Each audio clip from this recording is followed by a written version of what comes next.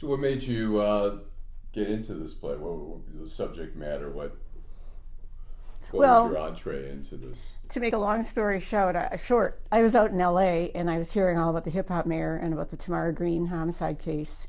I was reading about it. It was good reading back then. The Right. text You were messages. living out in L.A. Yeah, at I the was time? working out in L.A. What were you doing in L.A.? Teaching, and I taught at Notre Dame. I taught English, Oh, okay. and I was reading a lot of true crime books. I like to read true crime, Right. and I came back here and to work here Okay. as a teacher. And then I retired because I got sick, and then I had nothing to do, so I decided I'd write a true crime book. And I thought, to be very honest, this is the only one that seemed to be interesting, this case, and nobody was doing it. They didn't tell me why nobody was doing it, but it was really because it was so hard to get people to talk. It took me 5 years. 5 years to write. Yeah. And people, some were skeptical, and they said, "Oh, Carol Teegardin's writing this book on Strawberry and the party," and It never there happened. Yeah. What did people? What was the reaction you got? From a lot of people, the people in the media seemed, except for a few, seemed really they're disillusioned with the idea. Skeptical that the party happened, skeptical that she had a link to the mayor, skeptical about covering anything like this. But the people that I talked to in the street, everybody had an opinion. Everybody I talked to who knew somebody at the party. And how about the police? Your sources in this? I had really good sources. And what's the prevailing thought? Whether there was a party? There was a party and a cover-up. There was a party and a cover-up. And the story is. Tell me quickly About my play? No, the story. Oh, well, the story. The whole story about The whole story? There was a party. Tamara Green. at the Manugian Mansion. Yeah, Tamara Green performed there. All right. And his wife, Carlita, came in and beat people with a baseball bat.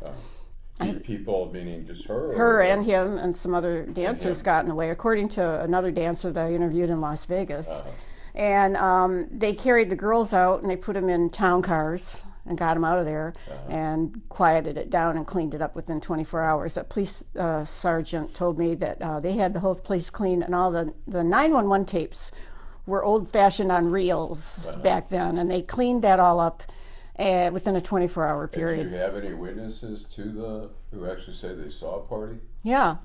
You do? Yeah, there were witnesses who did spoken to these affidavits. I didn't speak to them because Yatuma had them. Norm Yatuma, the lawyer for the Green family, had the affidavits. I saw the affidavits. I saw them signed. And that case didn't go anywhere. No, because they said they were crazy. Anybody who said that anything had to do with the party, they were crazy. The woman who saw the police report that came through that Tamara Green filed saying she was beaten at the party by the mayor's wife, they said she was crazy. She had seen her psychiatrist, and her psychiatrist told her to do it, which is dubious. I mean, and there were rumors that people went to the hospital. To the same hospital. Carlita Kilpatrick went to the same hospital as Tamara Green. And they had a big police presence there. She's supposed to have been, the mayor's wife also have been injured? Yeah, her son was injured. Apparently, this is all allegedly, her son was injured, and she went there to get it treated. Tamara Green went there. This was at DMC? Yeah. Receiving, it was receiving at the time, yeah. Yeah, and so Tamara Green and two guys who were in the fire department were sitting on a ledge and saw this whole thing happen. Of course, they were crazy too. They were fired, demoted. The head of the fire. How did the book sell? It wasn't very good at first, and when I do print it, I published it, and when I do print it and take it out now, it sells real fast. More. But I have to come up with $200 or $300 to print it, and I'm paying a lot of money for the play. It sells now. Yeah.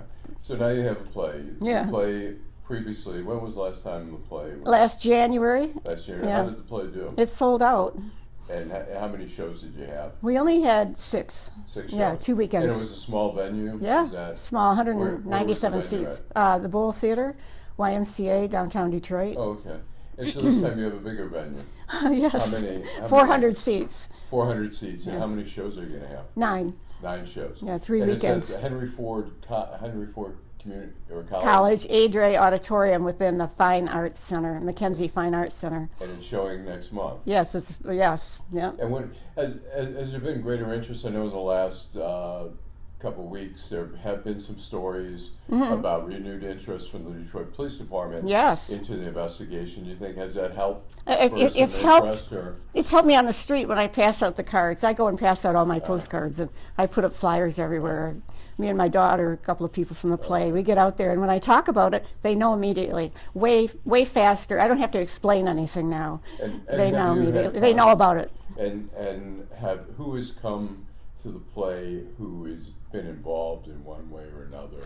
Well, we had quite a few police officers, Detroit police officers, and come in. What was their response? I don't know. I didn't hear. I didn't talk to them. I know they were there. Did you ever talk to the Kilpatrick family or the Tamara Green family? No, I tried to talk to Tamara Green family, which was difficult. Yeah. Because they didn't want it to be sensationalized. So I told them I don't want it to. I want to be a part of the problem. I want to be a part of the solution, and maybe this will clear up some people's questions about it and keep it in the public eye. And what do you hope to get? Do you hope that'll? I hope the case will get solved. Yeah, I want to keep in the public eye. I want to. After this, I'll probably sell books, and I'm giving the proceeds from the books to Tamara Green's kids. Oh, okay. Yeah. And how many kids does she have? 3. Okay. And you have not spoken to any of them? Yeah, I spoke to the girl that was on Channel 7, Ashley. When did you speak at the play. She came to see the play. Oh, she did. And what did she think? She was crying. She said it was good. Yeah, so she felt. So you're convinced there was a party. You're convinced there was a cover-up. And you hope that the play sort of continues to spur interest and people want to solve the case. Okay, I'll answer the first part. About the party, it doesn't matter if there was a party or not.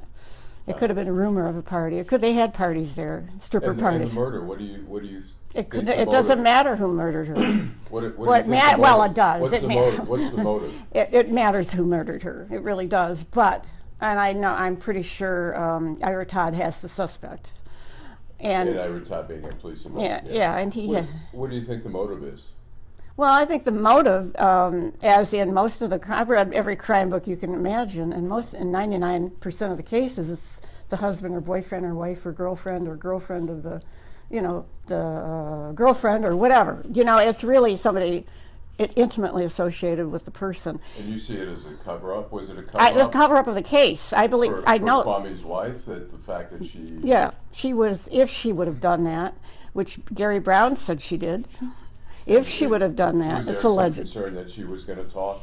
No, it was a felony, and he would have had to arrest her. He would have arrested her for felonious assault. The wife. The wife, and this was a couple of months before they were going to kick off their campaign. And so that was a problem. That was the main problem. And another problem would be just affecting the campaign. This rumor mill was horrendous. I mean, it was just are you saying, do you think that Kwame Kilpatrick had some connection with? No, I'm not saying that. So what would the motive, if it's not about the campaign, what would the motive be? I'm saying that he had a motive to keep it out of the news and to keep it out of, to quell the gossip mill in Detroit, which is quite prevalent, and I think that if he wanted to, it could have been the people surrounding him that wanted that.